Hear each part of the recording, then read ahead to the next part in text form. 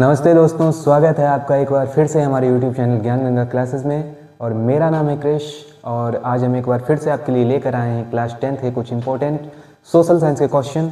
तो चलिए बिना टाइम वेस्ट किए हुए शुरू करते हैं और चलते हैं अपने पहले क्वेश्चन की तरफ। तो देखिए पहला क्वेश्चन क्या है, प्राथमिक क्षेत्र का उदाहरण कौन सा है।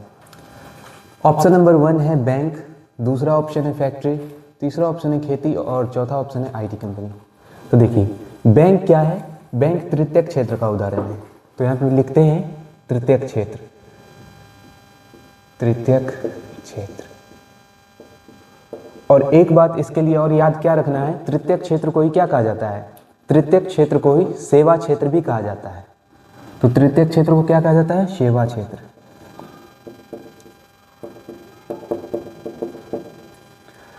तो प्राथमिक क्षेत्र में ये बैंक जो है वो तृतीयक क्षेत्र में आया। तृतीयक क्षेत्र में सेवा क्षेत्र आता है। तो बैंक क्या है, सेवा का काम करता है।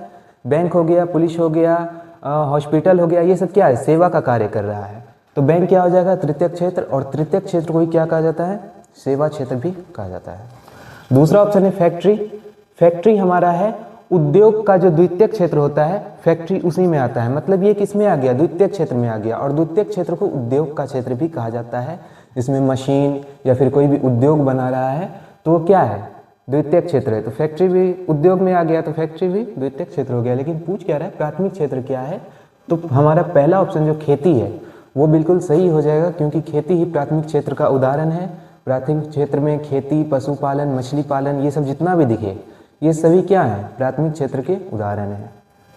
ठीक है, उसके बाद लास्ट का ऑप्शन IT कंपनी है। तो IT कंपनी भी सेवा का काम करता है। तो ये भी क्या हो जाएगा, तृतीयक क्षेत्र हो जाएगा, क्योंकि सेवा का काम बैंक भी कर रहा है, सेवा का काम IT कंपनी भी कर रहा है। तो ये भी क्या हमारा है, तृतीयक क्षेत्र। तो आपको याद रखना है प्राथमिक क्षेत्र में कौन सा है, द्वितीयक क्षेत्र में कौन सा है और तृतीयक क्षेत्र में कौन सा है। तो चलिए दूसरा क्वेश्चन देखते हैं। दूसरे क्वेश्चन में हमसे पूछ रहा है सम्राट अशोक का शासनकाल क्या था। देखिए ये बहुत ही VVI क्वेश्चन है। तो सबसे पहला ऑप्शन हम देखते हैं 322, 298 ईसा पूर्व है।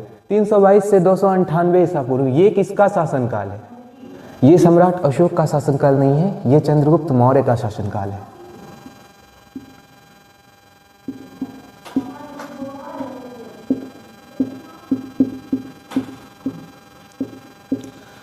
दो 222 से 298 ईसा पूर्व तक किसने शासन किया था, चंद्रगुप्त मौर्य ने।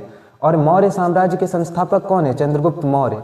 सबसे पहले जो मौर्य साम्राज्य की स्थापना चंद्रगुप्त मौर्य ने ही की थी। और इन्होंने 322 से लेकर 298 ईसा पूर्व तक शासन किया। उसके बाद शासन पे कौन आ गए, 298 से 272 ईसा पूर्व तक बिंदुसार ने शासन किया था। किसने किया था, बिंदुसार।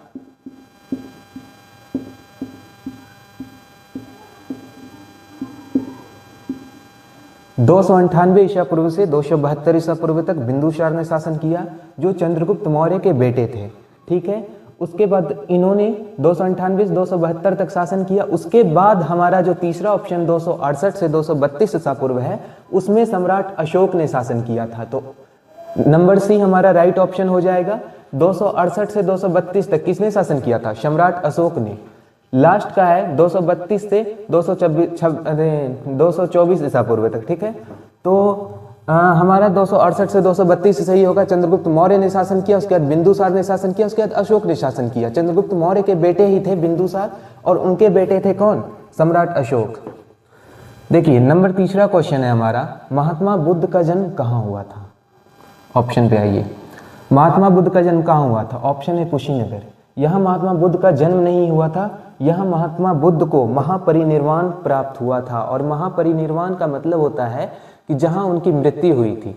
तो एग्जाम में यह भी पूछ सकता है कि महात्मा बुद्ध को महापरिनिर्वाण कहाँ प्राप्त हुआ था। तो महापरिनिर्वाण का मतलब आप कंफ्यूज नहीं होइएगा, उसका मतलब ये होता है यानी कि महात्मा बुद्ध की मृत्यु कहाँ हुई थी। तो उनकी मृत्यु कुशीनगर में हुई थी। मैं यहाँ लिख देता हूँ उनकी मृत्यु। ठीक है, मृत्यु। महापरिनिर्वाण और मृत्यु दोनों का मतलब एक ही है। ठीक है, दूसरा ऑप्शन देखिए लुम्बिनी, ये बिल्कुल राइट ऑप्शन हो जाएगा, क्योंकि महात्मा बुद्ध का जन्म लुम्बिनी में ही हुआ था। तीसरा ऑप्शन बोध गया है, यहाँ क्या हुआ था, यहाँ महात्मा बुद्ध को ज्ञान की प्राप्ति हुई थी। ठीक है, यहाँ महात्मा बुद्ध को ज्ञान की प्राप्ति हुई थी, ज्ञान की प्राप्ति। और महात्मा बुद्ध को पीपल के वृक्ष के नीचे ज्ञान की प्राप्ति हुई थी, जिसे बोधि वृक्ष भी कहा जाता है। ठीक है, लास्ट का ऑप्शन है सारनाथ। यहाँ क्या हुआ था कि यहाँ महात्मा बुद्ध ने अपना पहला उपदेश दिया था। सारनाथ में महात्मा बुद्ध ने अपना पहला उपदेश दिया था।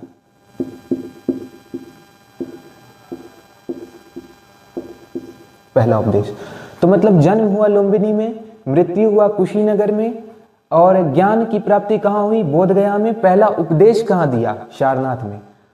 तो चारों ऑप्शन आपको समझ में आ गए। इनमें से कोई पूछता है तो आप आराम से उनका आंसर कर सकते हैं। ठीक है, चौथा क्वेश्चन देखिए कि पानीपत का प्रथम युद्ध कब हुआ था। आइए, ये भी बहुत इंपॉर्टेंट क्वेश्चन है। तो सबसे पहले हम ये देख लेते हैं कि पानीपत का प्रथम युद्ध 1526 में ही हुआ था। और इसके अलावा ये पूछ दे कि पानीपत का दूसरा युद्ध कब हुआ था, तो ये हुआ था 1556 में। प्रथम युद्ध 1526 में। ठीक है, प्रथम युद्ध यहाँ हम टिक लगाए 4 नंबर ऑप्शन, 1526 में हुआ था। और दूसरा युद्ध कब हुआ था? 1556 में। दूसरा युद्ध, दूसरा, इधर आ जाते हैं, दूसरा युद्ध। हाँ, और इसके बाद है तीसरा युद्ध भी हुआ था पानीपत का। तीसरा युद्ध कब हुआ? तीसरा युद्ध हुआ था 1761 में। ठीक है, तीसरा युद्ध, ये सब पानीपत का ही युद्ध है। ठीक है, तो पहला युद्ध 1526, दूसरा युद्ध 1556 और तीसरा युद्ध 1761। तो याद रखना है आपको। लास्ट क्वेश्चन है हमारा, और ये लास्ट क्वेश्चन भी बहुत इंपॉर्टेंट है। राष्ट्रीय आपातकाल किस अनुच्छेद के तहत लगाया जाता है? देखिए, राष्ट्रीय आपातकाल किस अनुच्छेद के तहत लगता है? राष्ट्रीय आपातकाल लगता है अनुच्छेद 352 के तहत। ऑप्शन राइट हो जाएगा अनुच्छेद 352, लेकिन यही नहीं।